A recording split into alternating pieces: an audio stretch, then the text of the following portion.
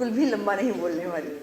मैंने अपने कागज भी साइड पर रख दिए हैं और मैं सिर्फ एक बात बोलूँगी जो एज लॉयर मैं रोज़ कोर्ट में देखती हूँ और जो यहाँ मुझे लगा एक दर्द, एक टीस है जो भी भाई साहब ने भी अपनी बात कही उसमें।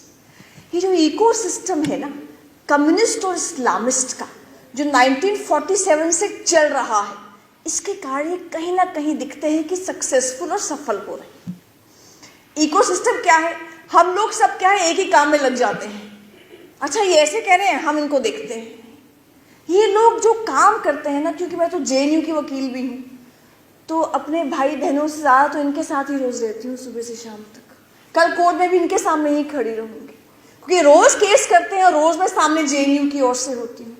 ये लोग क्या करते हैं मैं बताती हूँ बहुत शॉर्ट में, कि अगर आज हमने एज जेएनयू इंस्टीट्यूशन एक लॉ निकाला है कि हम जेएनयू में कंपल्सरी अटेंडेंस करेंगे। क्यों? कि भैया मैक्सिमम लोगों को स्कॉलरशिप मिलती है 25,000 रुपये महीना और तुम लोग पढ़ने के लिए क्लास में नहीं आते, चलो क्लास में आओ। हमने अगर आज रूल निकाला कि आपको कंपल्सरी अटेंडेंस है, आज आना है, तो रात को ही जो स्टूडेंट्स यूनियन है उनका प्रोटेस्ट लेटर आ जाएगा, हम प्रोटेस्ट पे जा रहे हैं। रात होते होते और रात को 8 बजे के आसपास टीचर्स कूद जाएंगी। अच्छा स्टूडेंट्स यूनियन ने प्रोटेस्ट किया है, हम एज स्टूडेंट्स टीचर्स यूनियन हम इनको सपोर्ट कर रहे हैं। रातों रात इनकी पिटीशन बन जाती है, पूरा केस बन जाता है, लगभग 50, 60, 70, 100 पेजेस का पूरा केस बनके सुबह जो लोग हादिया केस में खड़े होते हैं, जो लोग ये ट्रिपल तलाक में खड़े होते हैं, मैं नाम नहीं लूंगी, आप सब समझदार हैं, वो लॉयर साहब खड़े हो जाते हैं, लॉर्डशिप्स इट्स अर्जेंट, आज ही सुना जाए ये केस। अर्जेंसी मेंशन करके सेम डे लंच से पहले केस लगवा लेते हैं, सेम डे। बाकी के केस लगते हैं 3 दिन में, इनका लगता है सेम डे। केस लगता है तो हमें एक कॉपी सर्व होती है कि मोनिका जी ऐसे से केस फाइल हुआ है, आप आइए। 1 बजे के आसपास केस लगा, हम लोग कोर्ट में गए, सामने जज साहब हैं, वहाँ वकील साहब खड़े हैं, यहाँ हम खड़े हैं, वो आर्ग्यूमेंट करना शुरू करते हैं। हम कहते हैं भाई कॉपी आपने अभी दी है, आप अब कम से कम 2 दिन दीजिए, हम इंस्ट्रक्शंस लेकर आएंगे। तो जज कहते हैं कि ठीक है आप इंस्ट्रक्शंस लेकर आइए, मैं कल दोबारा केस पोस्ट करती हूँ। जज साहब कहते हैं, हम जैसे ही लंच में अपनी चेम्बर में आते हैं, वायर, स्क्वेंट, स्क्रोल, जितने भी इनके हैं ये पत्र ऑनलाइन, उन पे 5-5 हजार वर्ड्स के आर्टिकल्स बने हुए आ जाते हैं नुपुर। और क्या आ जाते हैं? उनके वकील साहब ने ये बोला, उनकी पिटीशन ये रही, जेएनयू तो बेचारा कुछ बोल ही नहीं पाया। ऐसा ही 4 दिन पहले अगर आपने न्यूज देखी हो, जज ने ऑर्डर कुछ और दिया है और रिपोर्टिंग कुछ और हुई है उसकी। तो ये जो आर्टिकल्स आते हैं ना, इन आर्टिकल को जो वायर में आएंगे, बाकी जगह आएंगे, लंच टाइम में आ जाएंगे, कब लिखे हैं गॉड नोज। इन्हीं आर्टिकल को 3 बजे 4 बजे के आसपास इनकी ट्विटर आर्मी आ जाती है।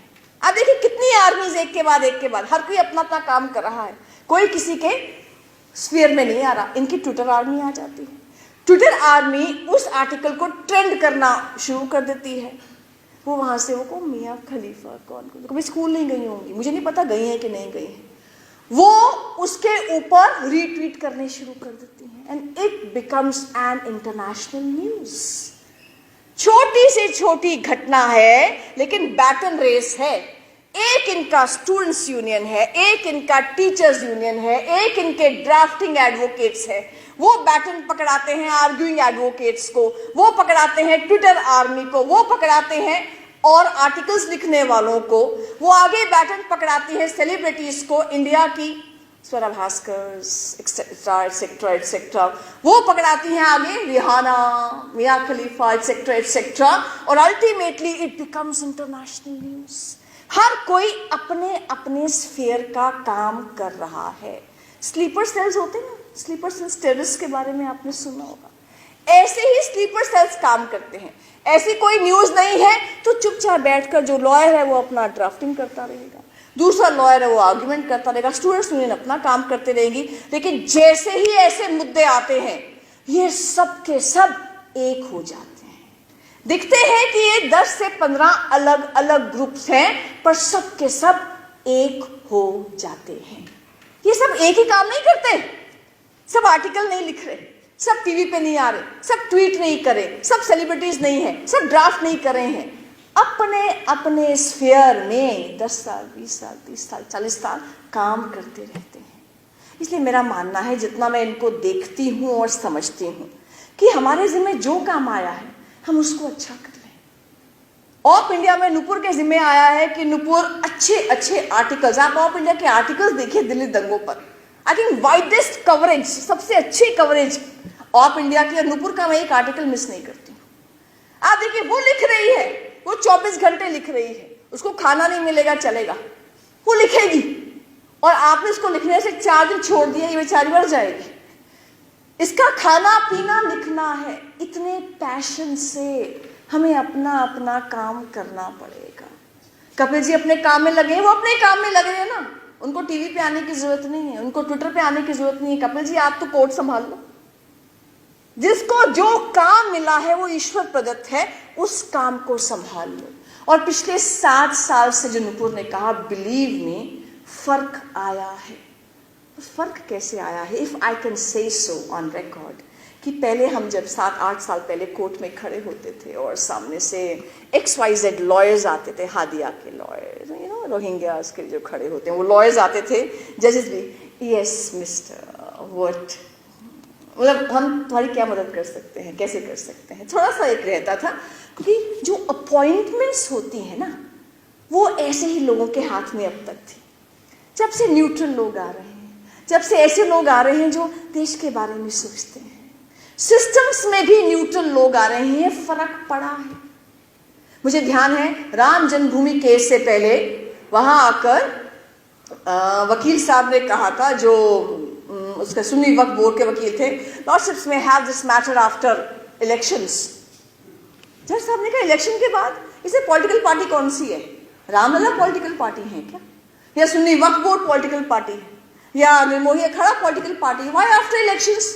उनको लग रहा था कि शायद इलेक्शन के बाद वापस कांग्रेस पार्टी आ जाएगी, फिर राम जन्मभूमि का मुद्दा ठंडे बस्ते में चला जाएगा, 10 साल के लिए चला जाएगा।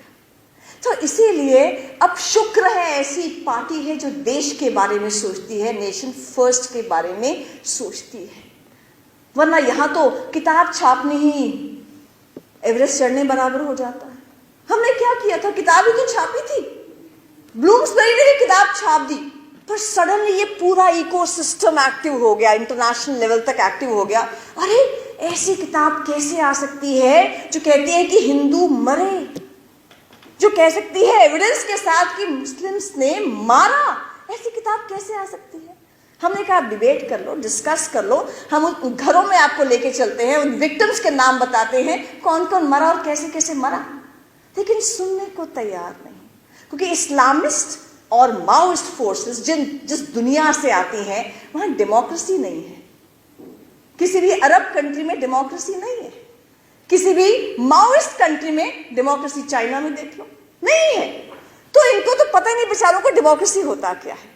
इसलिए 2020 में जब ये CA के विरोध में प्रोटेस्ट कर रहे थे, इन्होंने अपने सामने 2 चीजें रख ली थी, डेमोक्रेसी और कॉन्स्टिट्यूशन ऑफ इंडिया। यानी हमें अभिव्यक्ति की स्वतंत्रता है, हमें राइट टू प्रोटेस्ट है, एनीवेयर एंड एवरीवेयर। सड़कें जाम करेंगे, शाहीन बाग जाम करेंगे। तो तिरंगे को हाथ में रखकर, डेमोक्रेसी का नाम लेकर और अभिव्यक्ति की स्वतंत्रता का नाम लेकर ये प्रोटेस्ट करते रहे। प्रोटेस्ट करते करते पहले यूनिवर्सिटी से शुरू हो गए, फिर औरतों को सामने किया, फिर उनको रेडिकलाइज किया शाहीन बाग में, अल्टीमेटली जाफराबाद में जाकर जाम कर दिया और पत्थरबाजी शुरू कर दी, राइट शुरू कर दी। अमित शर्मा था ना, उसका इंटरव्यू लेने गए थे उनकी वाइफ का, वो बेचारी, उसकी वाइफ, आप उनसे मिले, इतनी यंग उनकी वाइफ है और हस्बैंड जिंदगी और मौत से जूझ रहा है। उसका एक ही जुर्म था कि जो औरतें धरने पे जाफराबाद में बैठी हुई थी, उनके पास गया था कि शायद मीडिएशन हो जाए, शायद सुलह हो जाए। बुरके में से तलवार निकालकर यहां उसके अटैक किया गया, शुक्र है हेलमेट था। ऐसी ऐसी घटनाएं, रतन लाल को पत्थर मार दिए, गोली मार दी, किस किस का नाम आप लोगे? विनोद कुमार कश्यप का नाम लोगे, अल्लाह अकबर कह के भीड़ आई और मार दिया, मोनू बच गया।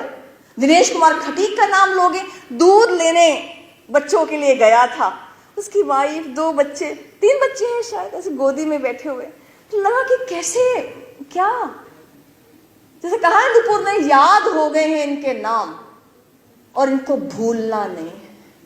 आज हम सबके इकट्ठे बैठने का मकसद है कि इनको भूलना नहीं है, कि 2020 में जो प्रयोग किया गया, सोची समझी साजिश की गई, वही रिपीट करने की कोशिश 2021 में की गई किसान आंदोलन के नाते। वैसे ही टूल किट, वैसे ही रिहाना, वैसे ही मियाँ खलीफा, वैसे ही सड़कें हाईवे जाम करना, वैसे ही क्या मोदी मरे, वैसे ही नारे सारे लगे, उसी टाइप से सुप्रीम कोर्ट को नहीं मानेंगे, सामने तिरंगा और कॉन्स्टिट्यूशन रखेंगे, 26 जनवरी को देश की ऐसी की तैसी कर देंगे, जब पूरी दुनिया देख रही है भारत का शौर्य।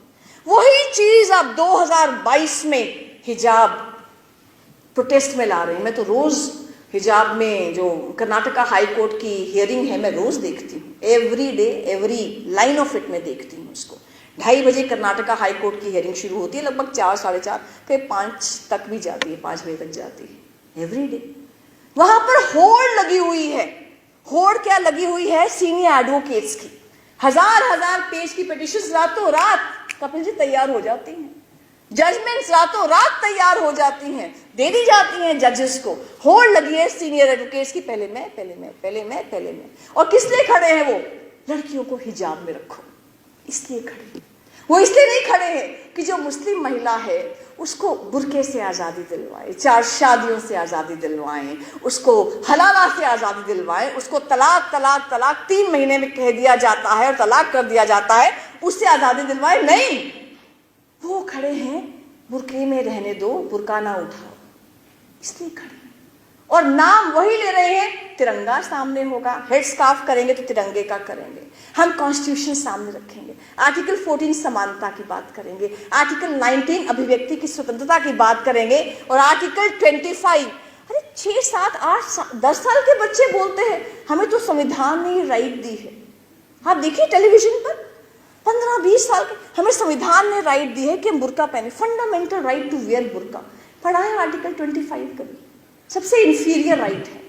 वो कहती है कि subject to public order, health and morality and subject to all other rights, you have right to freedom of religion. यानी आप, समानता है आपके पास, सम्मान है आपके पास, डिग्निटी है आपके पास, सारी राइट्स है आपके पास, उसके पब्लिक ऑर्डर, पब्लिक हेल्थ, इसको नुकसान नहीं होगा, तब आपके पास राइट टू फ्रीडम है। और जब बुर्के को हटा दिया है मुस्लिम कंट्रीज ने, कुरान में जिक्र नहीं है बुर्के का, ये एसेंशियल रिलीजियस प्रैक्टिस कहाँ से हो जाती है? लेकिन ये सब जानते हुए, अच्छा पढ़े लिखे लोग डिफेंड कर रहे हैं, अनपढ़ डिफेंड नहीं कर रहे हैं, लेकिन वही इकोसिस्टम आ जाता है। तो आखिरी बात, हमारा जो झगड़ा है ना, ये आप देखिए, अगर 2019 और 20 में ये प्रयोग हुआ था ना दिल्ली दंगों का, 2021 में किसान आंदोलन का, 2022 में हिजाब का आंदोलन का, और ये मान के चलिए, ये आज कहा है कोर्ट्स ने कि इस पूरी हियरिंग को जो हिजाब की है वो इसी हफ्ते में समाप्त कर देंगे। और जिस तरह की पूरी बहस चल रही है, 100% ऐसा लगता है कि तीनों जजेस जो हैं कर्नाटका हाई कोर्ट के, वो बोलने वाले हैं कि hijab is not essential to Islam, you don't have a fundamental right to wear hijab. तो जो गवर्नमेंट ऑर्डर है कि यूनिफॉर्म पहननी चाहिए, वो वैलिड है। ये तीनों चीजें आप मार्क कर दीजिए, ये तीनों चीजें लगता है ऑर्डर में आने वाली हैं। तो कोर्ट का रास्ता जब बंद होगा ना, तो फिर सड़क का रास्ता खुल जाता है। हाथ में तिरंगा लेकर, तिरंगे का कपड़ा कहाँ जाता है, वो डंडा ही हाथ में रह जाता है। तो इसलिए हमें ध्यान रखना है, ये संयोग नहीं है, ये प्रयोग है, सोची समझी साजिश है, कभी आदमी औरत के नाम पर, कभी दलित ब्राह्मण के नाम पर, कभी हिंदू मुस्लिम के नाम पर। सोनाल जी ने कहा था ना, फॉल्ट लाइंस, दरारें हैं ना, उनको खाइयों में कन्वर्ट करना है। इस भारत देश को तोड़ने की साजिश है, क्योंकि जो 9 फरवरी 2016 को नारे लगे थे ना, भारत तेरे टुकड़े होंगे इंशाअल्लाह, भारत की बर्बादी तक जंग रहेगी, केवल नारे नहीं थे, वो मानते हैं इस चीज को, भारत तेरे टुकड़े होंगे, ये मानते हैं, भारत की बर्बादी तक जंग रहेगी, ये मानते हैं।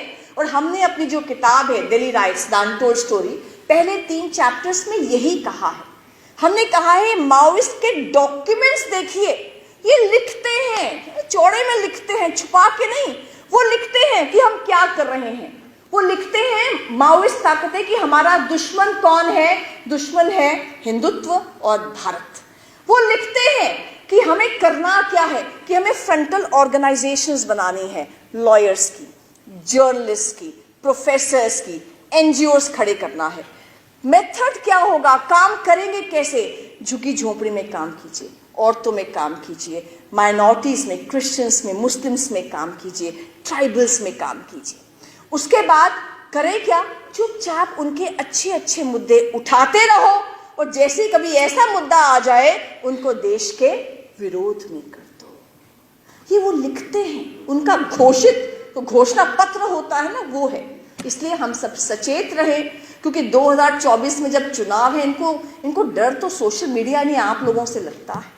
आप लोगों को कंट्रोल नहीं कर पाते। आपकी जब उंगलियां चलती है ना, वो नुपुर की चलती है तो 5 लाख लोग उसका ट्वीट पढ़ते हैं, तो वो उंगलियां कंट्रोल नहीं कर पा रहे, सोशल मीडिया को कंट्रोल नहीं कर पा रहे, ना मोदी सरकार को कंट्रोल कर पा रहे हैं। वो बोलते हैं तलाक तलाक तलाक, मोदी सरकार बोलती है जेल जेल जेल, जेल में डाल देती है।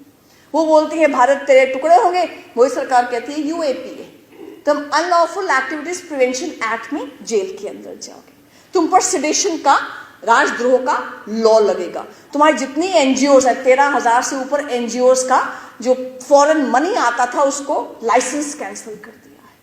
तो इतना इन पर दबिश हो चुकी है ना कि इनको समझ नहीं आ रहा हम क्या करें। तो इनका ये होता ना, आखिरी लड़ाई चल रही है कि 2024 में किसी प्रकार से भी राष्ट्रवादी सरकार दोबारा ना आ जाए। इसलिए आज आपको हिजाब दिख रहा है, कल को कुछ और दिखेगा, परसों कुछ और दिखेगा, ये तो चलता रहेगा। हम क्या कर सकते हैं, आखिरी बात तो यही कर सकते हैं, इस पूरे इकोसिस्टम में हमारी जो भूमिका है हम उसको अच्छे से करते रहें। हम एज जिया, हमें लगता है कि अवेयरनेस का काम होना चाहिए। तो इससे पिछले सैटरडे को, 4 दिन पहले, हमने यूनिफॉर्म सिविल कोड पर किया था, एक रिटायर्ड जज साहब को बुलाकर ऑनलाइन किया था। उसके एक सैटरडे पहले हमने हिजाब कंट्रोवर्सी पर किया था। हम लगातार कोशिश करते हैं इन मुद्दों पर लोगों को अवेयर करें। इसलिए ये बात कह के खत्म कि जो हमारा प्रयास हम करेंगे कि आज मैंने सूर्य से बस जरा यूं ही कहा, आपके साम्राज्य में इतना अंधेरा क्यों रहा, तम तमाकर वो दहाड़ा, मैं अकेला क्या करूं, तुम बेफिक्रों के लिए मैं भला कब तक लड़ूं, आकाश की आराधना के चक्रों में मत पड़ो, संग्राम यह घनघोर है, कुछ मैं लड़ूं कुछ तुम लड़ो। जय हिंद, जय किरणा ती बसंतपुरात बांधे